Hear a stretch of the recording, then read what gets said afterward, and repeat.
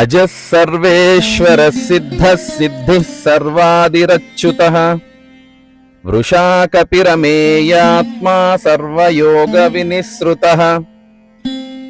పుట్టుక లేనివాడు, ఈశ్వరులకే ఈశ్వరుడు, అన్ని సిద్ధులు పొందినవాడు, సర్వకార్యాలకు ఫలరూపుడైనవాడు, సృష్టికి మూలమైనవాడు, స్వరూపంలో నాశనము లేనివాడు, పాపభారంతో జలంలో మునిగిపోయిన భూమిని ఉద్ధరించినవాడు, అపరిమిత స్వరూపుడు, జ్ఞానం కర్మ భక్తి యోగములచే పొందదగిన వాడైనటువంటి శ్రీ మహావిష్ణువు.